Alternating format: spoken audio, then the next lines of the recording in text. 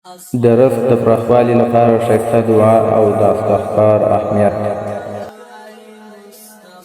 السلام علیکم ورحمت الله وبرکاتہ. په نننۍ ویډیو کې به د رزق پراخوالي لپاره یوه ښایسته دعا او د استغفار اهمیت او د الله تعالی جل جلاله پر فضل او توکل باندې بحث کوو. ښایسته دعا د رزق د پراخوالي لپاره. رسول الله صلی الله علیه وسلم حضرت علی رضی الله عنه ته دا دعا وښوله: اللهم اغنيني بحلالك عن حرامك وبفضلك عمن سواك. ژباړه: یا الله ما د خپل حلال رزق سره له حرامه بې نیازه کړه او د خپل فضل سره مې له نورو بې نیازه کړه.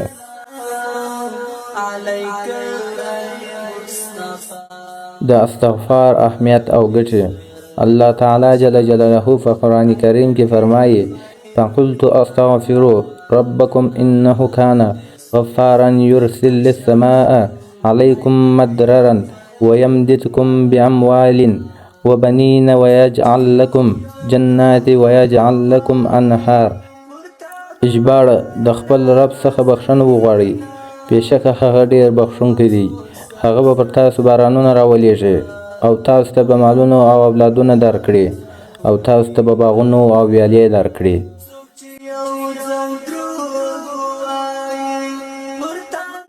حدیث د استغفار په اړه. رسول الله صلی الله علیه وسلم فرمایي: من اکثر من استغفار جعل الله لهم من كل هم فجرا ومن كل ضيق مخرجا ورزاقه من حيث لا يحتسب. ژباړه: څوک چې ډېر استغفار وایي الله تعالی به ورته له هر غم نه خلاصون، له هر تنګسیا نه لاره او له داسې ځایه رزق ورکړي چې ګمان به یې نه کوي. د استغفار نورې ګټې. اول: استغفار د غمونو او اندېښنو لرې کولو لامل ګرځي.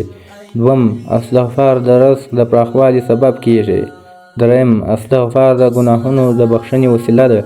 څلورم: استغفار د الله تعالی رضا ترلاسه کولو لاره ده. نو دوستانو، د رزق د پراخوالي لپاره دا دعا او استغفار ډېر ګټور دي. هره ورځ لږ تر لږه 80 ځلې استغفار ووایاست. د الله تعالی جل جلاله پر فضل توکل وکړئ. د حلال رزق لپاره هڅه وکړئ. دوستان، موږ چینل سره سبسکرایب کړئ او ویډیو لایک او د ثواب په نیت د خپلو نورو ملګرو او دوستانو سره شیر کړئ ترڅو هغه هم د دې دعا او د استغفار د اهمیت او ګټو څخه برخمن شي. الله تعالی جل جلاله دې زموږ رزق پراخ کړي او موږ ته دې د حلالو لارو څخه روزي راکړي. آمین.